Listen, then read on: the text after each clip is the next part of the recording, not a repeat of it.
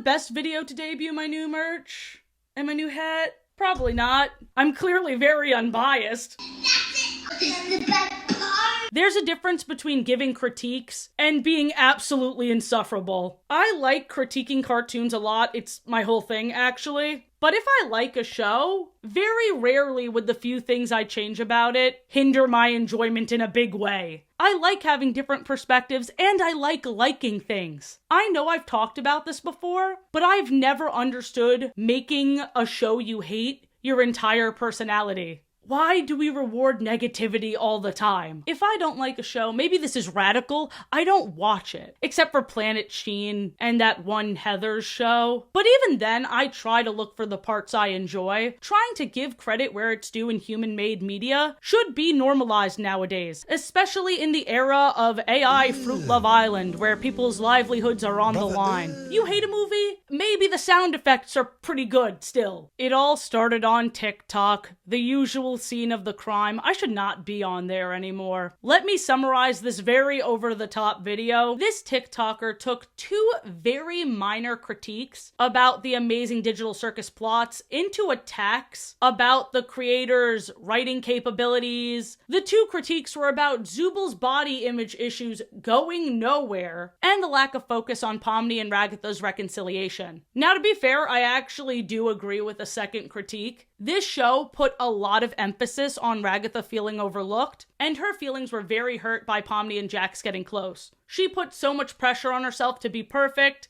and this asshole rabbit who pushes everyone away gets to have a close friend before she does. I see where people are coming from. There was some weird tension there. It got resolved off screen. But to be fair, I think Ragatha overlooked Kinger for a long time because she thought he fully lost it, so that dad talk from him comforted her and held a lot more weight than we'd expect, especially when you take into consideration that these two have been together for the longest time. I thought I'd lost everything. But then you showed up, and my outlook just changed. There are always ways to show you care without ruining yourself over it. But yeah, wanting to see the catalyst for Pomni and Ragatha's relationship getting better, I completely understand. The execution of this critique could have been better, and the other critique just makes no sense. It's honestly quite stupid. Zubal's body image issues going nowhere? What did you expect? The point is that they have to learn to live with their low self-esteem, especially when their main priority is surviving and cultivating friendships, so they don't end it all. The last episode, they were being tortured. You want to tell, don't show approach? You want them as they're running away to yell, by the way, I still hate my body! Don't forget! Or even worse, did you expect them to fully resolve their self-esteem and body dysphoria while trapped in hell? Completely unrealistic.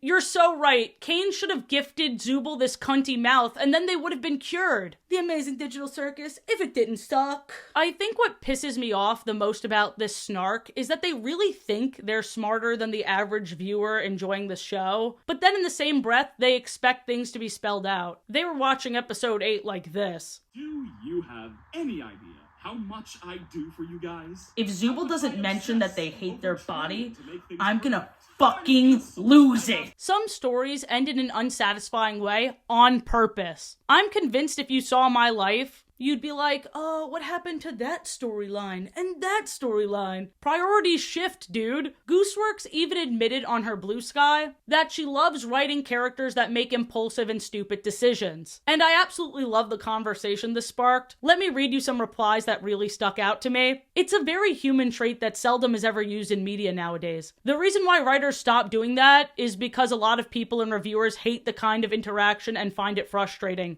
Arguments boil down to, why couldn't they just stop and think? Exactly. Some people are illogical. More often than not, escalating conflict is completely preventable. When somebody is acting stupid on reality TV, it's a given. But all of a sudden you write a fictional character that way, and people think it's completely unintentional. Here's another really important distinction. Loose ends aren't plot holes. A plot hole is inconsistency in the narrative. Like a character can't breathe underwater, and then an episode later, they can for absolutely no reason. Completely unaddressed illogical change. But emotions and actions can be illogical. The consistency of the world's logic is very different than the consistency of a character's logic or what a character chooses to focus on. I understand being frustrated, thinking some aspects of the plot are going to hold more weight than they actually do. I couldn't believe the way they handled the cluster in Steven Universe. That being said, everyone's last straw is different. The wonderful thing is, no one's forcing you to watch, dude.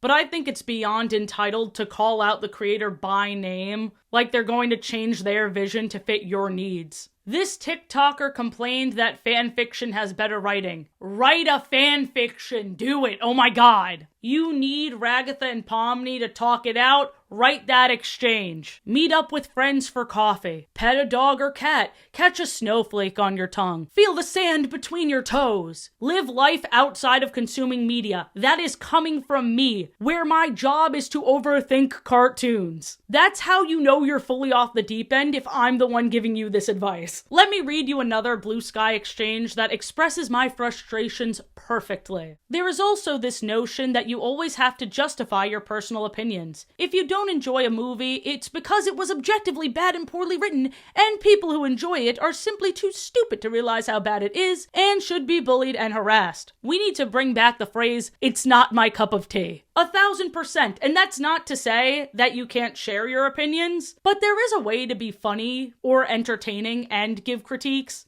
Being mean does not necessarily equal being funny. If you want to overanalyze media in a way that isn't exclusively hating, write a joke, a cutaway gag, a fan fiction. At least try to even out your complaints with anything else. If your content is exclusively complaining, I find that very exhausting. The goal should be to like something. Let's get back on track. The purpose of art isn't always to be satisfied. Stories and characters can change. Chekhov's gun argues that every element in a story should be necessary. But when art is this subjective, that's always up for debate. The argument in Chekhov's gun is if there's a gun on set, it needs to be fired before the end of the play. But what if the purpose of the gun is to build up that suspense, and the most powerful choice is to subvert expectations and have no one shoot it? Rules are meant to be broken. Not every theory will be confirmed. Not every piece of art is for everyone. If your every expectation has to be met to enjoy something, you need to create something for you to enjoy. I have the capacity to enjoy something when I'm right about a theory, and I can enjoy it just as much when I'm wrong about something. I'm usually wrong about things. I think Jax killed someone. Bitch, sit your ass down and shut the hell up! And if I hate where a show is going so much to the point where I'm frustrating myself, I drop it. I did that with Stranger Things. I did that with Game of Thrones. Normalize not seeing everything to the end if you're aggravating yourself for no reason. You don't have control over characters in a TV show, but you know what you do have control over? What you watch. I'm dropping a lot of really hot takes in this video.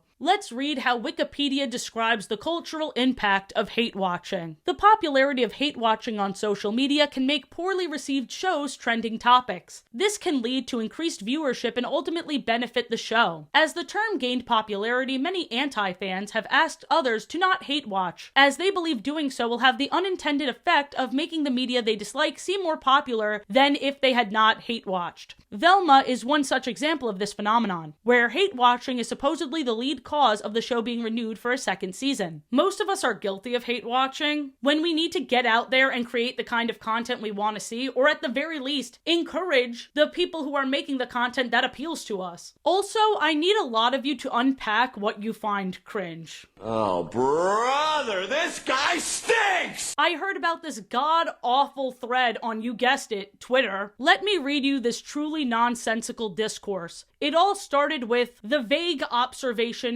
why is indie animation dialogue all like that? Indie animation in quotations, but like that, capitalized, like we all know what this guy is talking about. I feel like when people aren't outright saying what they mean, it comes across as a little dog whistly to me, and the replies truly prove my point. Indie animators are all a little autistic because the most popular indie animation's primarily demographic is tweens, teens, and adults with the maturity, emotional, and mental capacity of teenagers. From Monkey Dude 1018. Pinnacle of maturity right there. They're all written by millennials. They don't read enough books. Half of them were on Tumblr when they were in their teens. Doesn't that just scream neurodivergent and gay?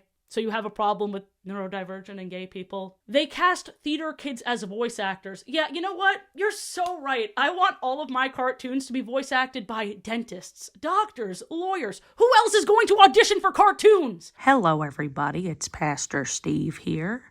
Today I will be voice acting as Cain from tadc. It doesn't matter what the acronym stands for. I only stand for one thing. God. Alright, here I go. I'm better. I'm more powerful. I am God. Now, you kids watching at home may think it's funny that this toothed man is declaring himself so, but he will actually face eternal dental damnation. Jesus is the one true king. Scripted by people who haven't had a face-to-face conversation in years. I clicked on all these profiles. They post constantly. Glass houses, guys. Some people need to realize that just because your cartoon is on the internet doesn't mean it has to be about internet humor. That one is probably the best critique because, yeah, if you reference something or if you use certain phrases that are going to be out of date by next year, that one actually I don't have a problem with because they're run by former theater kids. Here we go. People want their performances to be non-performative. So just deadpan the whole time or millennials. Then this person, The Amazing Digital Circus. Why is everyone uncomfortable all the time? Why is everyone uncomfortable all the time in a show where they're trapped in literal hell? Oh, let's think about, that's a thinker. Because it's indie slop dialogue, another use of the word slop that just does not make sense to me. These animated shows are made by artists/idea guys, but not actual writers. Not everyone can write well. Sorry, not sorry. Critiquing writing and then ending with sorry, not sorry. This one says woman next, and of course their inspiration is Leafy was here. The condescending tone of people who are unable to put their thoughts into words, and then the few things that do make it through the cracks are just blatant ableism. I was really surprised by how many people on Twitter were self-proclaimed leftists and liberals and then spreading the Trump-era anti-autistic propaganda. Like, it was very weird. It was very, very strange. Peace and love until someone's neurodivergent, then shove them in a locker, I guess. A lot of characters are going to be cringe because A, you guys find everything cringe. I was looking through examples people gave, and yeah, there was a lot of The Amazing Digital Circus. Somebody's name on Twitter was even The Amazing Digital Circus is mid. They made it their entire personality, what I just complained about. But a lot of the other examples had nothing in common. It seems like you guys just don't like anything. And B, a lot of you guys aren't gonna like this, a lot of characters are purposely cringe. People complain about Cain's I am God speech being generic. He's AI. You're telling me the embodiment of unoriginality is written in a way that reflects that? Mind-blowing, dude. Also, people cringing at Jax. Am I missing something? He was always like that. He just went from being nonchalant to his obvious facade being broken down. Him trying to rage bait Zubul and Pomni and completely deflating immediately after he fails. You know, things were just fine here until you and Zubul came along. Nothing. Okay. It's pathetic on purpose. Feeling physical pain from cringing instead of laughing sounds like torture. Cringe is everywhere. You're never going to be able to escape it. If that genuinely scares you, I don't think you'd be watching me. You'd be positively shitting yourself. If you need to tie all loose ends to enjoy a story, write that story. Knowing what you like and dislike about media is cool and all, but oh my god, can you imagine channeling that passion and creating something yourself? Wow, wouldn't that be cool? I want to romanticize the hell out of creating. Creating something you love isn't cringe. It's only cringe to people who want to as well, and suppress it out of fear they'll fail. Weak shit. No one in the replies of that tweet is creating shit. They talk like they all have active social lives when one look at their profile confirms they do not. It's the most obvious projection I've seen in a while. Regardless, loose end, tight end, everything ends. Just like this video, bye! Can you imagine if I actually ended it that way? How unsatisfying would that be? Good thing it didn't end like that. Nope, I would never end something that abrupt.